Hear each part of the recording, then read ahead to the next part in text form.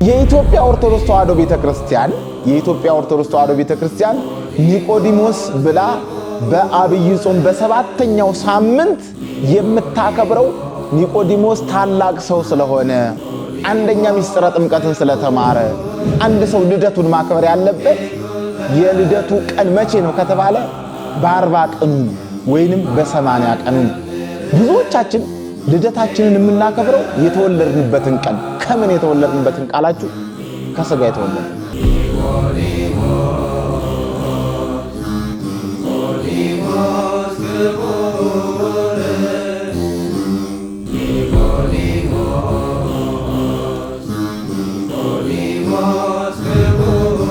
በስመ አብ ወወልድ ወመንፈስ ቅዱስ አሃዱ አምላክ አሜን። በክርስቶስ ክርስቲያን በወልድ ውሉድ የተሰኛችሁ ኦርቶዶክሳውያንና ኢትዮጵያውያን ሰላም እግዚአብሔር ከሁላችን ጋር ይሁን እያልኩኝ በዛሬው ዕለት የምንማማርበት በፍጹም ልቡ ክርስቶስን ፍለጋ የወጣ ሰው በሚል ርዕስ በቅዱስ ዮሐንስ ወንጌል ምዕራፍ 3 ከቁጥር 1 ላይ ያለውን ርዕስ በማንሳት እንማማራለን። እኛ የምንሰማበትን ተናጋሪው የሚናገርበትን ሚስጥሩን ገልጾ እኛ ደግሞ ሰምተን ወደ ፍሬ የምንተገብርበትን እዝነ ልቦናውንና ዕውቀቱን ያድለን። ዛሬ እንደሚታወቀው በኢትዮጵያ ኦርቶዶክስ ተዋሕዶ ቤተክርስቲያን ሥርዓትና ደንብ አቆጣጠር የአብይ ጾም ሰባተኛው ሳምንት ነው። በዚህ በሰባተኛው ሳምንት ደግሞ የኢትዮጵያ ኦርቶዶክስ ተዋሕዶ ቤተክርስቲያን ቅዱስ ያሬድ ቀንኖ እንዳስቀመጠው ኒቆዲሞስ የሚባል በዓልን ታከብራለች። በሰባተኛው ሳምንት ማለት ነው። በጥቅል አገላለጽ በፍጹም ልቡና በፍጹም ፍቅር ክርስቶስን ፍለጋ የወጣው ሰው ማን ነው ከተባለ ኒቆዲሞስ ነው። መጽሐፍ ቅዱሱ እንደሚነግረን ኒቆዲሞስ ማለት ከፈሪሳውያን ወገን የሆነ አንድ የአይሁድ አለቃ ነው እና እሱን ነው የምናየው ማለት ነው። እንግዲህ ኒቆዲሞስ ምንድነው? በዚህ ትምህርት ውስጥ ምን እናገኛለን ካልን መጀመሪያ ኒቆዲሞስ በፍጹም ፍቅሩ ክርስቶስን ተከትሎ ምንድነው ያገኘው የሚለውንም እዛ ውስጥ እናያለን። ከኒቆዲሞስ ምን እንማራለን የሚለውን አንድ አራት ነገሮችን እናያለን። ኒቆዲሞስ ምን አገኘ? ክርስቶስን ከተከተለ በኋላ ክርስቶስን ለመከተል ያነሳሳው ምክንያት ምንድነው የሚለውን በቅደም ተከተል የምናየው ነው። ሰላም እግዚአብሔር ከሁላችን ጋር ይሁን። የዮሐንስ ወንጌል ምዕራፍ 3 ከቁጥር 1 ላይ እንደሚነግረን ከፈሪሳውያን ወገን የአይሁድ አለቃ የሆነ ኒቆዲሞስ የተባለ አንድ ሰው ነበረ ይለናል። አንድ ሰው ነበረ፣ የአይሁድ አለቃ ነው። አንድ ሁለተኛ ከፈሪሳውያን ወገን ነው። ከፈሪሳውያን ወገን ሆኖ የአይሁድ አለቃ ነው። ሶስተኛ ኒቆዲሞስ ምንድነው ከተባለ ምሁረ ኦሪት ነው ኒቆዲሞስ ማለት ነው። አራተኛ ኒቆዲሞስ ምንድነው ከተባለ የእስራኤል መምህር ነው ኒቆዲሞስ ማለት ነው። አለቃ ነው፣ ምሁር ነው፣ መምህር ነው ማለት ነው። ስለዚህ ዛሬ ኒቆዲሞስ ምንድነው ወደ ክርስቶስ ያስመጣው ብለን ስናነሳ የኒቆዲሞስ ዕውቀት አሁን ከመጣው ከክርስቶስ ወይንም ከክርስቶስ መምህርነት ያነሰ ስለሆነ በፍጹም ፍቅሩ ፈልጎ እውነተኛውን መምህር ማግኘት ስላለበት ወደ እውነተኛው መምህር መጣ ማለት ነው። እውነተኛው መምህር ማን ነው ከተባለ ክርስቶስ ነው ማለት ነው። ስለዚህ እኔ መምህር ነኝ ብሎ አልቀረም። በፍጹም ፍቅሩ ፈልጎ ያገኘው ኒቆዲሞስ ነው። በኋላ እንመጣበታለን በቅደም ተከተል። ኒቆዲሞስ ክርስቶስን በፍጹም ፍቅሩ ፈልጎ ካገኘው በኋላ ያገኘውን ጥቅሞች እንዘረዝርና እንጠቅስና በኋላ በዝርዝር እንመጣበታለን። አንደኛው ኒቆዲሞስ በፍጹም ፍቅሩ ክርስቶስን ስለተከተለ ምን አገኘ ከተባለ በዮሐንስ ወንጌል ምዕራፍ 3 ላይ ታችሁት እንደሆነ ስለ ሚስጥረ ጥምቀት የተገለጸበትና ያስተማረበት የመጀመሪያው አንቀጽ ነው ማለት ኒቆዲሞስ ማለት። ሁለተኛው ኒቆዲሞስ በፍጹም ፍቅሩ ተከትሎት በዮሐንስ ወንጌል ምዕራፍ 19 ከቁጥር 35 እና በዮሐንስ ወንጌል ምዕራፍ 7 ላይ አይታችሁት እንደሆነ ኒቆዲሞስ ከተከተለው በኋላ ያገኘው ድል ምንድነው ከተባለ ክርስቶስ ሊሰቀል ይሄንን ዓለም አልጫ የሆነውን ዓለም አስተምሮ ወደ መጨረሻው ዓለም ወደ መጨረሻው ሁኔታ ሰውን ለማዳን ወደሚሄድበት ወደ ቀራንዮ ጉዞ ባደረገ ወቅት ሁሉም ደቀ መዛሙርት እኛ አንተን እንከተላለን እስከ ሞት ድረስ አብረን እንሆናለን ብለው ቅዱስ ጴጥሮስ አጠቃላይ 12ቱም ሐዋርያት እሱን ተከታዮች አጠቃላይ ሞት እንኳን ቢመጣ ካንተ ጋር እንሞታለን ብለው ነበር። ታዲያ መጨረሻ ላይ ግን የመጨረሻው ፍጥጫ ሲደርስ የተገኙ 3 ሰዎች ናቸው። አንደኛዋ እናታችን ቅድስተ ቅዱሳን ድንግል ማርያም ናት። ሁለተኛው እነሆ ልጅሽ የተባለው ቅዱስ ዮሐንስ ነው። ሶስተኛው ግን በዛ ሁሉ ጦርነት ውስጥ በዛ ሁሉ መከራ ውስጥ ስጋውን ለመገነዝ የበቃው ኒቆዲሞስ ነው ማለት ነው። አሁን ካነሳን በፍጹም ፍቅሩ ፈልጎ ካገኘው መካከል አንዱ ኒቆዲሞስ ነው ማለት። ስለዚህ ኒቆዲሞስ በፍጹም ፍቅሩ ስለተከተለው ክርስቶስን ምን አገኘ ከተባለ የክርስቶስን ስጋ ለመገነዝ ወደ አዲስ መቃብር ለማውረድ እድል ያገኘ ትልቅና ታላቅ ጻድቅ ሰው ነው። ለዚህ ነው የኢትዮጵያ ኦርቶዶክስ ተዋሕዶ ቤተክርስቲያን ኒቆዲሞስ ብላ በዓል በሰባተኛው ሳምንት በአብይ ጾም በሰባተኛው ሳምንት በዛሬው ዕለት የምታከብረው ለዛ ነው። ታዲያ እንግዲህ ኒቆዲሞስ ወደ ክርስቶስ እንግዲህ እንመለስ ወደ ኋላ ወደ ክርስቶስ ሲመጣ ለመማር ነው የመጣውና ታዲያ ክርስቶስ ወደዚች ምድር ከድንግል ማርያም ስጋዋ ስጋ ከነፍሷ ነፍስ ነስቶ ወደዚች ምድር ከመጣ በኋላ እያስተማረ ሁማነ ስጋን በታምራት ሁማነ ነፍስን ደግሞ በትምህርቱ የተራበን ያበላ የታመመን እየፈወሰ የሞተን እያስነሳ ትንሹን እያበረከተ ለምጻሙን እያነጻ ጎባጣን እያቀና እውራንን እያበራ አጠቃላይ በዚች ምድር ላይ ታላላቅ ስራዎችን እየሰራ ክርስቶስ ወደ ቀራንዮ ጉዞን እያደረገ ነው። በዚሁ አጋጣሚ ክርስቶስ ወደዚህ ምድር መጥቶ በሚያስተምርበት ወቅት በይበልጥ በ33ኛው ዓመተ ምህረት 3 ዓመት ሲያስተምር ወደ ቀራንዮ የሚያደርገው ጉዞ ላይ የእግረ መንገድ ስራዎች ናቸው። አንዳንድ ጊዜ ስራው ትክክለኛ የመጣበት ክርስቶስ በሐሙስ ዕለት ወበመንፈቃ ለዕለት እትወለድ መወለድ ተወለድከ ወትቤት ዘከ በሞቴ ወበመስቀሌ ብሎ ክርስቶስ የመጣው በሞቱ የሰው ልጅ ሞት ለመሻር ነው። እሱ ወደ መቃብር ወርዶ የሰው ልጅ ከመቃብር ማውጣት ነው። እሱ ወደ ጨለማ ወደዛ ውስጥ ወርዶ የሰው ልጅ ከጨለማ ወጥቶ ወደሚደነቀው ብርሃን ማምጣት ነው። ግን እግረ መንገዱን ግን ምን ያረግ ነበረ? ለምጻምን ያነጻል፣ ሙታንን ያስነሳል። በዚህ በዮሐንስ ወንጌል ላይ ታችሁት እንደሆነ እኔ እውነተኛ በር ነኝ፣ እኔ እውነተኛ እረኛ ነኝ። ታዲያ በይበልጥ ዮሐንስ ወንጌል ምን ያካትታል ካላችሁኝ 4 ነገሮችን ያካትታል የዮሐንስ ወንጌል። ሚስጥረ ጥምቀትን ያካትታል። የዛሬውም ትምህርት በዚህ ውስጥ አለ። ሚስጥረ ጥምቀትን ያካትታል። ኒቆዲሞስም ሲጠይቀው የተመለሰ ነገር ስለሆነ እንመጣበታለን። ሚስጥረ ጥምቀትን ያካትታል የዮሐንስ ወንጌል ማለት ነው። ሚስጥረ ቁርባንን ያካትታል የዮሐንስ ወንጌል ማለት ሚስጥረ ቁርባን አለው። ሚስጥረ ስጋዌም አለው የዮሐንስ ወንጌል ብቻ ማለት ነው። ሳንወጣ ከዮሐንስ ወንጌል ሳንወጣ 3 ነገር። አራተኛ ሚስጥረ ሥላሴ ያለው የመጀመሪያው ዮሐንስ ወንጌል ምዕራፍ 1 ስትመለከቱ እንደዛ አይነት ነገሮች አሉ። ዮሐንስ 3 ስትመለከቱ እንደዛ ነው። እና የዮሐንስ ወንጌል እነኚህ 4 ነገሮች መሰረታዊ ጉዳይ አለበት ማለት ነው ውስጡ። ስለዚህ ክርስቶስ ስለ መሲህነቱ ሲያስተምር አሁን ከመጡት ከፈሪሳውያን መካከል ፈሪሳውያን አጠቃላይ ስለ ክርስቶስ መምጣት ስለ ክርስቶስ መሲህነት እምብዛም አልተቀበሉም። ምክንያት አላቸው። 3 ምክንያቶች አላቸው እነሱ ማለት ነው።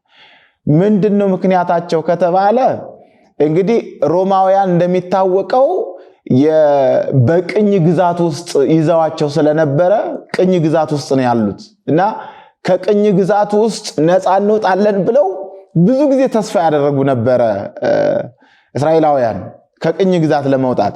ታዲያ ከቅኝ ግዛት የሚያወጣቸው ማን ነው? መሲህ ሲመጣ ነው ብለው ነው ተስፋ የሚያደርጉት። መሲህ ሲመጣ ከቅኝ ግዛት እንወጣለን ብለው ተስፋ የሚያደርጉ ናቸውና ታዲያ ክርስቶስ መጥቶ መሲህ ነኝ ሲላቸው አልተቀበሉም። መጽሐፍ ቅዱስ አጠቃላይ የሚገልጽልን እሱን ነው እና ምንድነው ያልተቀበሉት ምክንያታቸው ከተባለ በቅኝ ግዛት ተይዘዋል። በቅኝ ግዛት ተይዘው ሳለ ከቅኝ ግዛት ከሮማውያን ቅኝ ግዛት የሚያወጣቸው ማን ነው ከተባለ መሲህ ነው። መሲህ ደግሞ ሲመጣ እንዴት ሆኖ ይመጣል ከተባለ ሰራዊት አስከትሎ ጦር ጋሻውን ይዞ ከፊት ከኋላ አሰልፎ ይመጣና ከሮማውያን ግዛት ነፃ ያወጣናል ብለው ተስፋ ያደርጋሉ። ታዲያ ክርስቶስ ሲመጣ በተገላቢጦሽ ነው የመጣው። በተገላቢጦሽ ነው የመጣው። እንዴት ነው የመጣው ካላችሁ አይታችሁ እንደሆነ ክርስቶስ አምላክ ሲሆን ሰማይና ምድርን የፈጠረ አምላክ ሁሉ ነገር አሃዜ ዓለም በራሁ ይጸውር ድደ ወይነብር ጠፈረ ተብሎ የተነገረለት ኢየሱስ ክርስቶስ መድኃኔ ዓለም ዓለምን ሲፈጥር ምንም አጋዥ ያልፈለገ ሰማይን ያለ ምሰሶ ምድርን ያለ ካስማ ሲያጸና ምንም አጋዥና አማካሪ ወኢተማከረ ምስለ መላእክቲሁ ነው ዓለምን ሲፈጥር ማለት ነው። የፈጠረ አምላክ ግን ሲወለድ ከብላቴና ከገሊላዊት ብላቴና ከሆነችው ንጽሕት ከሆነችው ከድንግል ማርያም ከስጋዋ ስጋ ከነፍሷ ነፍስ ነስቶ እነሱ በሰራዊት ታጅቦ ጦር ጋሻ ይዞ መጥቶ ነፃ ያወጣናል ብለው ሲመጻደቁ ሲጠባበቁ እሱ ሄደና ምን ውስጥ ተወለደ? የከፍቶች በረት ውስጥ ተወለደ። መሲህ አይደለም፣ እኛን ነፃ ሊያወጣን የመጣው መሲህ አይደለም አለ። ስለዚህ በዚህ ምክንያት አልተቀበሉትም ማለት ነው። አልተቀበሉ። ጻፍት ፈሪሳውያን እንደሚታወቀው እንግዲህ ሕግ አጥባቂዎች ናቸው፣ ወግ አጥባቂዎች ናቸው። ወግ ከአጥባቂነታቸው የተነሳ የሙሴ ሕግ አጥብቀው በይበልጥ ከሰንበት ጋር ተያይዞ ሕግን አጥብቀው የሚይዙ ሰዎች ናቸው። ስለዚህ ክርስቶስ አልመጣም ይላሉ። አንዱ እሱ ነው። ሁለተኛው ሲመጣ ጦርና ጋሻ ይዞ ነው የሚመጣው ብለው ይጠብቃሉ ብለናል። ሶስተኛው እነሱ የሚጠብቁት ገሎ የሚነክስ ነው የሚጠብቁት። እነሱ ገሎ የሚነክስ ሰራዊትን ደምስሶ የሚነክስ ነው የሚጠብቁት። እሱ በተቃራኒው ሞቶ ነው ድል የሚያደርገው። ስለዚህ ሞትን በሞቱ ድል አደረገ ነው የሚለው መጽሐፍ ቅዱስና እነሱ የሚጠብቁት ገሎ እነሱን ነፃ እንደሚያወጣቸው ይጠብቃሉ። እሱ ደግሞ ሞቶ ምን እያለ ያስተምራል? የሰው ልጅ በሰው ልጅ እጅ አሳልፎ ይሰጣል፣ በሶስተኛውም ቀን በመስቀል ላይ ይውላል፣ ይሞታል፣ በሶስተኛውም ቀን ግን ከሙታን ተለይቶ ይነሳል። ተነስቶ አይቀርም ያርጋል፣ አርጎ አይቀርም ይመጣል፣ ዳግመኛ ሲመጣ ይፈርዳል እያለ በቃ መሲህ አምላክ ፈጣሪ አስተማሪ እውነተኛ አስተማሪ እንደሆነ ይነግራቸው እና እኛ ጭራሽ የጦር ሰራዊት አስከትሎ መጥቶ እኛ ነፃ ያወጣናል ስል ይሄ መሲህ አይደለም፣ እኛ ገሎ ወይን ሰራዊትን ደምስሶ እኛን ነፃ አደርገናል ስንል ጭራሽ ሞቶ የሚል ፈሪሳውያን በዚህ ጉዳይ አንቀበልም፣ ይሄ አንቀበልም፣ ሐሰት ነው አሉ። ታዲያ ከፈሪሳውያን መካከል ታዲያ እንደዚህ ቢሉ እንኳን ከነሱ መካከል ግን አንዱ ደግሞ የአይሁዳውያን አለቃ ወይም ደግሞ የእስራኤል መምህር የሆነ ምሁረ ኦሪት የሆነ ከፈሪሳውያን ወገን ነው። እሱ መጣ ወደ ክርስቶስ። የመጣው ግን በጣም የሚገርመው ሌሊት ነው። ኒቆዲሞስ የመጣው ማለት ነው ሌሊት ነው የመጣው እና ለምን መጣ ከተባለ ሌሊት እንግዲህ እንደሚታወቀው ለሁለት ምክንያት ነው። አንደኛው እነኚህ የሱ አብረውት የነበሩት ባለስልጣን አይደለ በሮማውያን ነው። በነገራችን ላይ ኒቆዲሞስ የተሾመው በሮማውያን ባለስልጣን ነው ሹመት ያገኘው። እንዴት ብትሉ ሮማውያን ምን ያደርጋሉ? እስራኤላውያን በቅኝ ግዛት ውስጥ አይደል ያሉት? ስለዚህ ምን ያደርጋሉ? እነሱ ቋንቋቸውን የሚያቅ ባህላቸውን የሚያቅ እነሱ ስልጣኑን የላኛውን ስልጣን ጣራውን ስልጣን በደንብ ራሳቸው ተቆጣጥረው ከታች ያለውን ስልጣን ደግሞ ቋንቋቸውን የሚያቅ ባህላቸውን የሚያቅ ሰው ይሾማሉ። በዚሁም አጋጣሚ ኒቆዲሞስም እዛ ነው የተሾመው። ስለዚህ አለቃ ነው። አለቃ ስለሆነ የዚህ ሁሉ አለቃ ሆኖ እንዴት ሳይማር ያስተዳድራል እንዳይባል ሌሊት ሄደ። አንደኛው ማለት ነው። ሁለተኛው ምሁር ኦሪት ነው ብያቸዋለሁ። አስተማሪ ነው። የኦሪት አለቃ ነው። የኦሪት ምሁር ነው። መምህር እስራኤል ነው። የእስራኤል መምህር ስለሆነ እንዴ ይሄንን ሳይጠነቅቅ ነው እንዴ እኛን አስተማሪ ነው ምሁር ነው ብለን የምናስበውና የምናወራለት እንዳይባል ሌሊት እነሱ ልክ አስተምሮ ወደ ቤታቸው ካሰማራ በኋላ እሱ ወደ ክርስቶስ ይሄዳል። አንደኛው ይሄ ነው። ሁለተኛውና ዋናው ሌሊት ይላሉ አበው መተርጉማኑ ደግሞ ሌሊት አእምሮ ይሰበሰባል። አእምሮ ይሰበሰባል። ቀን ምን ይሆናል? ይባዝናል። አእምሮ ቀን ይባዝናል። ሌሊት ደግሞ ይሰበሰባል። ለዚህም አይደል አባቶቻችን እንዲህ ይላሉ። በይበልጥ በዚህ በመጽሐፈ መነኮሳት ላይ አባቶቻችን ቀን የሥጋ ሥራ ይሰራል፣ ሌሊት ደግሞ ምን ይላሉ? ሲጸልዩ ሲሰግዱ ያድራሉ ለሀገር ለወገን። ስለዚህ ኒቆዲሞስ ሌሊት ተነስቶ ወደ ክርስቶስ ሄደ። ታዲያ ወደ ክርስቶስ ሄዶ ምንድን ያለው? መጽሐፍ ቅዱሱ ከፈሪሳውያን ወገን የአይሁድ አለቃ የሆነ ኒቆዲሞስ የተባለ አንድ ሰው ነበረ።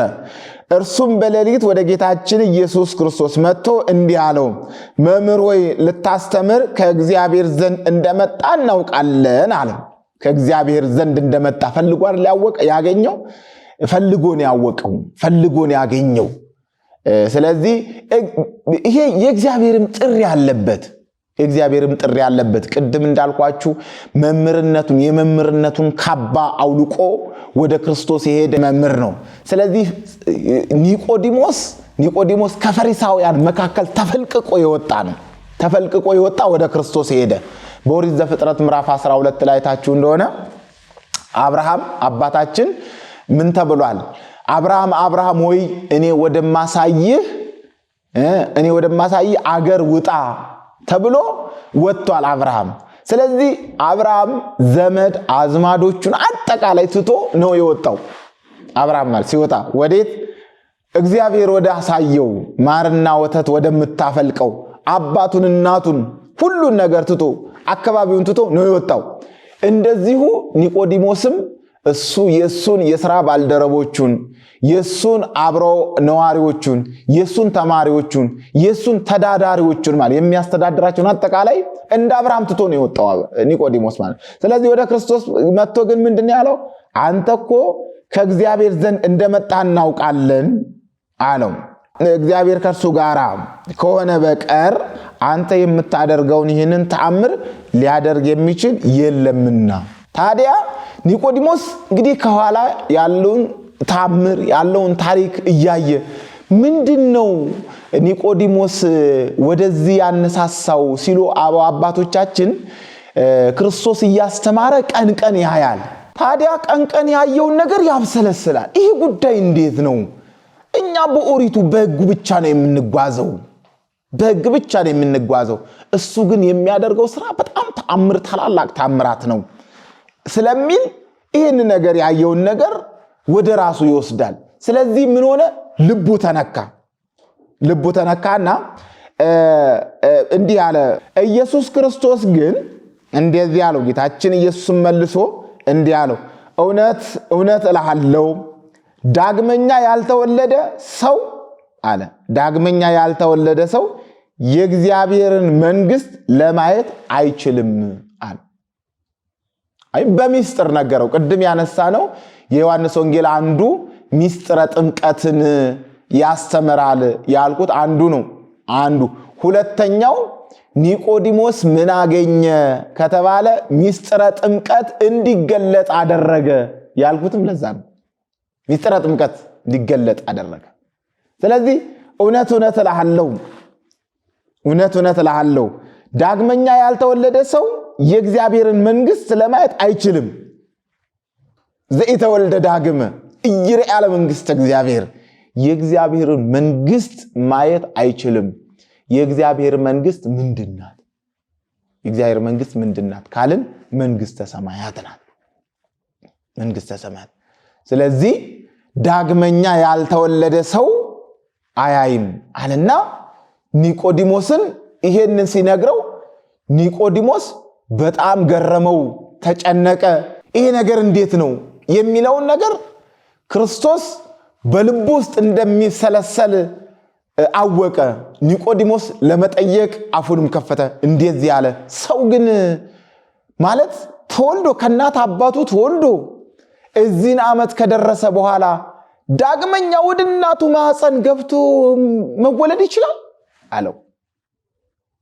ክርስቶስ መቼም ኒቆዲሞስ ሲመጣ የውዳሴ ከንቱ እንዳልሆነ ከልቡ እንደመጣ ገና ወደ እግዚአብሔር መንግስት እንደሚገባ መጨረሻ ላይ የሚገጥመውን ነገር መምህረ ዕቡዓት ነውና ክርስቶስ ሁሉን ነገር ያውቃልና ስለዚህ ኒቆዲሞስን ራሱ ክርስቶስ የተቀበለው በበጎ ፊት በበጎ አመለካከት ነውና ስለዚህ ኒቆዲሞስ ለጠየቀው ጥያቄ አይደለም እሱ ዘኢተወልደ እማይ ወመንፈስ ቅዱስ ነው አለ።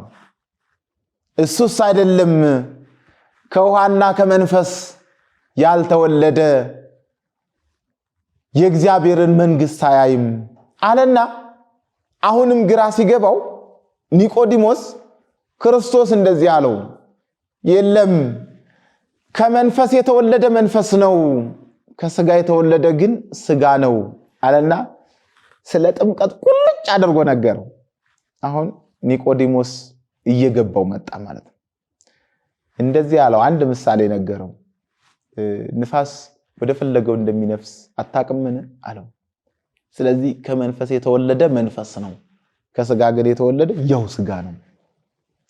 በዚሁ አጋጣሚ በሚስጥረ ጥምቀት ትምህርት ውስጥ ብዙ ጊዜ ይሄ ነው የሚጠቀሰው። ሰው ከስጋ የተወለደ ስጋ ነው ማለት የክርስቶስን ልጅነት በ40 እና በ80 ቀን ካላገኘ በቃ ስጋዊ ነው ማለት ነው። የመጀመሪያው ከእግዚአብሔር ጋራ ከክርስቶስ ጋራ ህብረት የምንፈጥርባት ሚስጥራዊ ጉዳይ ምንድነው ካላችሁኝ ከክርስቶስ ጋራ የምንገናኝ የመጀመሪያዋ ጥምቀት ናት። ከክርስቶስ የምንወለድበት አንድ ሰው ልደቱን ማክበር ያለበት የልደቱ ቀን መቼ ነው ከተባለ በ40 ቀኑ ነው ወይንም በ80 ቀኑ ነው። ብዙዎቻችን ልደታችንን የምናከብረው የተወለድንበትን ቀን ከምን የተወለድንበትን ቃላችሁ ከስጋ የተወለድ ብዙዎቻችን በይበል ይሄ የስጋ ልደትን ማክበር የስጋውያንና የአሕዛብ ስራ ነው። እኛ ኦርቶዶክሳውያን ልደታችንን መቼ ነው የምናከብረው ካላችሁኝ በ80 ቀን ወይንም በ40 ቀን። መቼ ልደት ከክርስቶስ የምንወለድበት ነው። ዋናው ልደት ከክርስቶስ የተወለድንበት ነው እንጂ ከስጋ የተወለደማ ስጋ ነው። ስለ ስጋዊ ጉዳይ ያስባል፣ ስለ መንፈሳዊ ጉዳይ የሚያስብ ነገር ግን ከክርስቶስ የተወለደ ከጥምቀት የተወለደ ነው። ስለዚህ ያመነ የተጠመቀ ይድናል ብሎ በማርቆስ ወንጌል የተጠቀሰውን ቃል በዮሐንስ ወንጌል ምዕራፍ 3 ላይ ኒቆዲሞስ መጀመሪያ ላይ የጠየቀው ጥያቄ የተማረው ትምህርት ትክክለኛውን የተማረው ኒቆዲሞስ ትክክለኛ ከክርስቶስ ቁጭ ብሎ ለሊት የተማራት ኒቆዲሞስ የጥምቀትን ጉዳይ ነው። ስለዚህ ኒቆዲሞስ ወደ ክርስቶስ መጥቶ ያን የመምህርነቱን ካባ ሲያውልቅ ምን አገኘ ካላችሁኝ የነገረ ክርስቶስን ነገረ ሚስጥሩን የጥምቀትን ሚስጥር የክርስቶስን ልጅነት ከክርስቶስ ልጅነት መወለድ እንዴት ከክርስቶስ ልጅነት እንደሚወለድ ከክርስቶስ ጋር እንዴት አንድ እንደሚኮን ኒቆዲሞስ ተማረ። የመጀመሪያው ተማሪ የጥምቀት ተማሪ ኒቆዲሞስ ማለት። ስለዚህ ኒቆዲሞስ ይሄንን ተነገረው። ስለዚህ ኒቆዲሞስ ወደ ክርስቶስ መምጣቱ ያገኘው አንዱ ይሄ ነው። የኢትዮጵያ ኦርቶዶክስ ተዋሕዶ ቤተክርስቲያን የኢትዮጵያ ኦርቶዶክስ ተዋሕዶ ቤተክርስቲያን ኒቆዲሞስ ብላ በአብይ ጾም በሰባተኛው ሳምንት የምታከብረው ኒቆዲሞስ ታላቅ ሰው ስለሆነ አንደኛ ምስጢረ ጥምቀትን ስለተማረ፣ ሁለተኛ ቅድም እንዳነሳሁት የክርስቶስን ሥጋ ለመገነዝ የታደለ ሰው ስለሆነ ነው። ስለዚህ ኒቆዲሞስ በዛሬው ዕለት በዛሬው ሳምንት የምናከብረው አንዱ ይሄ ነው እና እንግዲህ ታዲያ ከኒቆዲሞስ አሁን ምንድነው የምንማረው? ከኒቆዲሞስ ምንድነው የምንማረው ካላችሁ አንድ ሁለት ሶስት ነገሮች እናንሳ። ከኒቆዲሞስ የምንማረው አንደኛው ትሕትናን ነው የምንማረው። አይታችሁ እንደሆነ የመጀመሪያው አለቃ ነው ብያቸዋለሁ። ሁለተኛው መምህረ እስራኤል ነው ብያቸዋለሁ። ሶስተኛው ምሁረ ኦሪት ነው ብያቸዋለሁ። እንግዲህ ይሄ ትሕትናው ምኑ ጋር ያሳያል ከተባለ ይህን ሁሉ ስልጣን ትቶ ወደ ክርስቶስ መጣ። እስቲኛውን እንደው ማን ይሙት ጥቂት እንደው ትንሽ በቃ ገና እኮ ምኑም እኮ የለም እኮ ገና አይደለም። የሁለት ወር የሶስት ወር ኮርሶችን እንለቃቀምና የፈረደበትን ቀሚስ ከመርካቶ እንገዛለን። ከዛ በቃ መምህር ካልተባልን ራሱ ደስ አይለንም እኮ። መምህር ከሌ መጣ ምንጣፍ ካልተነጠፈ፣ ቃጤማ ካልተጎዘጎዘ፣ ሞንታርቦ ካልተጣደ፣ ካሜራ ካልተደቀነ በቃ ትንሽ ተንጠልጣይ ዕውቀት ይዘን እኮ የማንኪያን ጥፍጣፊ ይዘን ራሳችን ሰማይ የምንቆል ሰዎች አለን። ሰማይ ቆልለን መውረድ ያቃተን ሰዎች አለን። ሐቁ ሲነገር መውረድ ያቃተን ሰዎች ከኔ በላይ ማን ነው መጽሐፍ ቅዱስን የሚተነትነው የምንል፣ ከኔ በላይ አዲስ ኪዳን፣ ከኔ በላይ ብሉይ ኪዳን፣ ከኔ በላይ ለሊቃውንቱ፣ ከኔ በላይ ስብከት፣ ከኔ በላይ ምስጢር የምንል እኔ ካልተናገርኩ የምንል ሰዎች በጣም ብዙ ነን። እስቲ ከኒቆዲሞስ ግን እንማር። ኒቆዲሞስ ይህን ሁሉ በእስራኤላውያን ዘንድ በጣም ተፈሪና የተከበረ ሰው፣ የሚፈራ ሰው፣ የተከበረ ሰው ኒቆዲሞስ ማለት ግን ይህን ሁሉ ነገር ይዞ ግን ትሕትናን ተላብሶ ወደ ክርስቶስ መጣ። ወደ ክርስቶስ ሲመጣ ክርስቶስ ራሱ የተቀበለው በፍጹም ልብ እንደመጣ ስላወቀ በፍጹም ልብ ነው የተቀበለው። ከኒቆዲሞስ የምንማረው አንዱ ትሕትና ነው። ሁለተኛው አልዕሎ ልብ ይባላል። ይሄ አልዕሎ አልባቢክሙ እንደሚሉ በቅዳሴው ላይ ልቦናን ከፍ ማድረግ ወዴት ካላች ለሁለት ነገር። አንደኛው ሚስጥራዊ ነገር ለማወቅ የመጀመሪያው ማለት ነው። ሚስጥርን ለማወቅ ሚስጥር እንዲገለጽለት ልቦናን ከፍ ማድረግ ወይንም ልቦናን መክፈት፣ ንጹህ ልብ ማለት ነው። ንጹህ ልብን ይዞ መቅረብ፣ ልብን ከፍቶ ወደ ክርስቶስ ልቦናን ከፍ ማድረግ ለሚስጥር ለመታዘዝ ለማወቅ ለመጠየቅ ማለት ነው። ልብን መክፈት የኒቆዲሞስ ይህን ሁሉ አውቃለሁ አለቃ ነኝ ምሁር ነኝ ሳይል ሚስጥርን አዲስን ሚስጥር ለማየት ሚስጥርን ለማወቅ ከክርስቶስ ጋር ህብረት ለመፍጠር ልቡን ከፍቶ ከክርስቶስ ጋር ቀረበ። አልዕሎ አልባቢክሙ ለሥጋው ደሙ ቅዳሴ ላይ ሰምታችኋል። ለሥጋው ደሙ እንድትቀርቡ ወደ ሚስጥሩ እንድትጠጉ ልቦናችሁን ከፍ አድርጉ፣ ልቦናችሁን አንጹ፣ ክፈቱ። ኒቆዲሞስ ልቦናውን ከፈተ፣ ልቦናውን አነጻ፣ ወደ ሚስጥር ተጠጋ። ክርስቶስ ራሱ ነገረው፣ ቃል በቃል ነገረው። እንደዚህ ነው፣ ከሥጋ የተወለደ ሥጋ ነው፣ ከመንፈስ ግን የተወለደ መንፈስ ነው። እሱ ከመንፈስ የተወለደ ምን ያገኛል? ከክርስቶስ ጋር ቤተሰብ ይሆናል። ከክርስቶስ ጋር ቤተሰብ ይሆናል ነው ያለው። ከክርስቶስ ጋር አብሮ ይኖራል ነው። ምንኛ መታደል ነው ግን እናንተ ኦርቶዶክሳውያን ግን ምንኛ መታደል ነው። በጥምቀት ተጠምቆ ከክርስቶስ ጋር አብሮ መኖር የሚገርም ነው እኮ። አብሮ መኖር ቤተሰብ መሆን።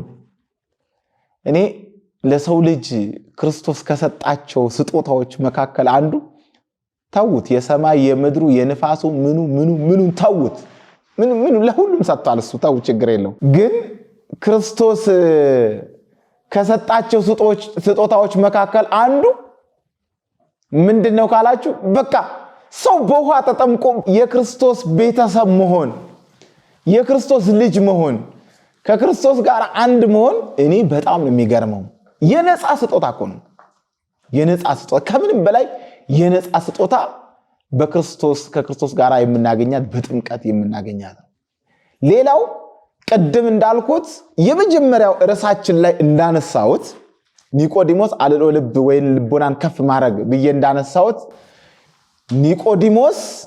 ኒቆዲሞስ ምን ሆኗል ልቦናውን ከፍ አድርጓል ምን ለማድረግ ክርስቶስን ለማግኘት ወገኖቹ ፈሪሳውያን ጻፍት ፈሪሳውያን ሰዱቃውያን እዛ አካባቢ በባህል በዚህ በሮማውያን ቀኝ ግዛት ውስጥ ተይዘው በዓላቸውን የረሱት በዘረኝነት የተከፈሉት አይሁዳዊ ኤሲያዊ ገሊላዊ ወረድ ሲል ናዝሬታዊ ገሊላዊ አይሁዳዊ ፈሪሳዊ ሰዱቃዊ ተባብለው የተከፋፈሉት በዓላቸውና ሃይማኖታቸውን ወጋቸውን የረሱት ከነሱ መካከል ተፈልቅቆ ወደ ክርስቶስ መምጣት ልቦናውን ከፍ ማድረግ ከክርስቶስ ጋር መገናኘት ከክርስቶስ ጋር አብሮ ለመሆን የታደለ ኒቆዲሞስ ነው ስለዚህ ራሱን ወደዛ ከፍ አድርጎ የመጣ ማለት ነው ኒቆዲሞስ ስለዚህ ኒቆዲሞስ ስለዚህ ከሱ ምንማረው ልቦናን ከፍ ማድረግ ነው ቀደም እንዳልኩት አንዱ ትትና ነው ሁለተኛው ለሚስጥር ልቦናን መክፈት ነው ሶስተኛው ጽናት ነው ጽናት ከኒቆዲሞስ ምንማረው ጽናት ነው መጽሐፍ ቅዱስ እስከ መጨረሻ የሚጸና ፍሬዋን ይበላል ይላል የመጽሐፍ ቅዱስ ክፍል ነው ኒቆዲሞስ እስከ መጨረሻ የጸና ነው በዮሐንስ ወንጌል ምዕራፍ 7 በዮሐንስ ወንጌል ምዕራፍ 19 ላይ ገብታችሁ አንብቡት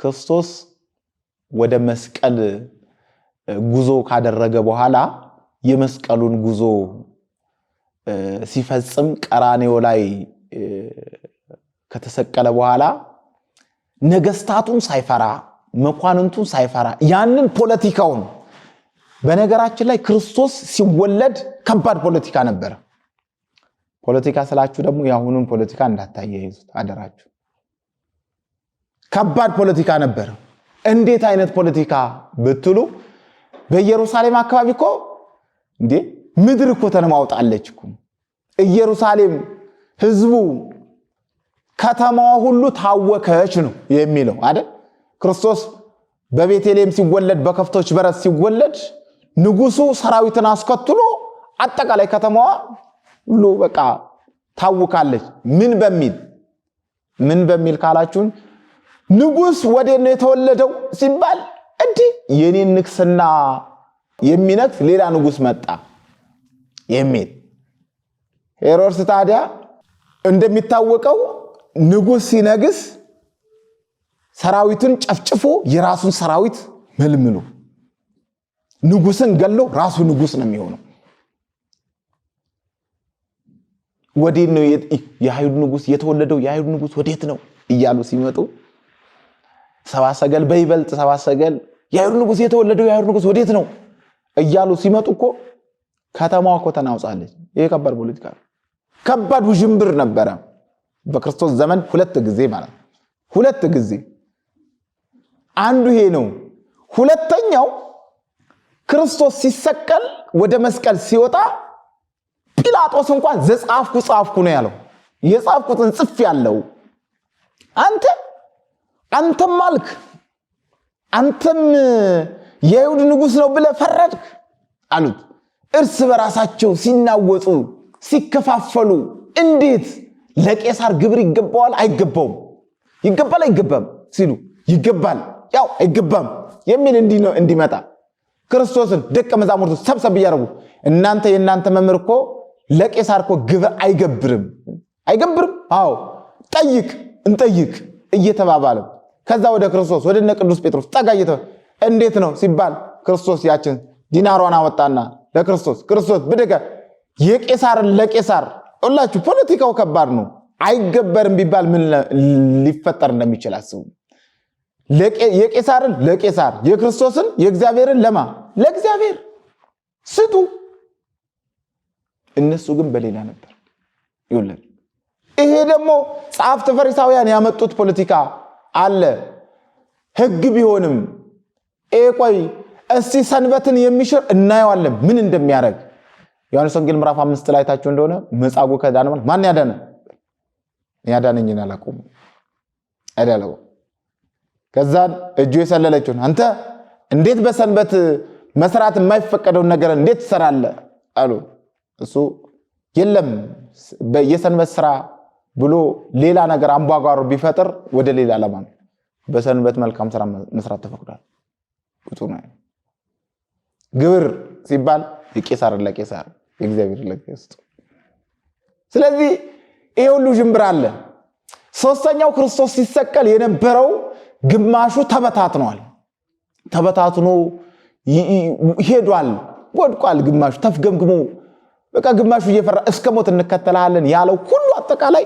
ሄዷል ኒቆዲሞስ ግን በዚህ ሁሉ ጦርነት ውስጥ በዚህ ሁሉ መከራ ውስጥ ግን ኒቆዲሞስ ምን አረገ ፍለፊት በጣም የሚገርመው ፍለፊት ሄዶ የክርስቶስን ስጋ ከመስቀል ላይ አውርዶ ገንዞ በአዲስ መቃብር ለመቀበር ንጉሱን ጠየቀ ማንንም ማረጋው እንኳን ቅዱስ ጴጥሮስ ሸሽተው ጠፍቶ የለም ቅዱስ ጴጥሮስ ድንግል ማርያም በዚህ በነገረ ማርያም ላይ ታችሁት እንደሆነ ዮሐንስ ሆይ ጴጥሮስ ሆይ እንድርያስ ሆይ ያዕቆብ ፊልጶስ እንደው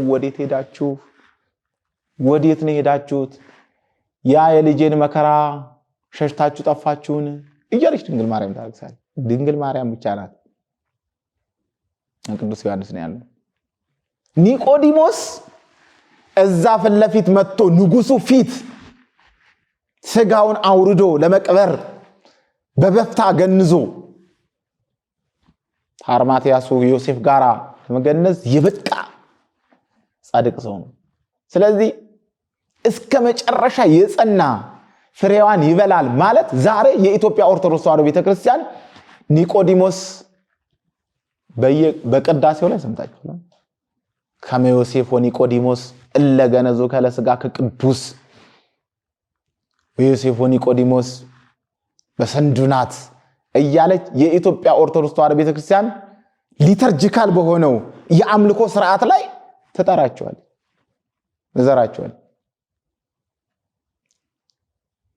አንዱ ኒቆዲሞስ ስለዚህ እስከ መጨረሻ ጸንቶ የክርስቶስ ቤተሰብ የሆነ ኒቆዲሞስ ነው የመጨረሻ ስለዚህ በዚህ ትምህርት ውስጥ በዚህ በዛሬው ሳምንት የምንማረው ከኒቆዲሞስ ይሄ ነው በጥቅሉ ኒቆዲሞስ ዛሬ ሊቃውንት ቅዱስ ያሬድ የደረሰለት ቤተክርስቲያን የምታከብረው በመጽሐፍ ቅዱስ ላይ ታሪኩ የተገለጸ በፍጹም ልቦና ክርስቶስን ፍለጋ የወጣ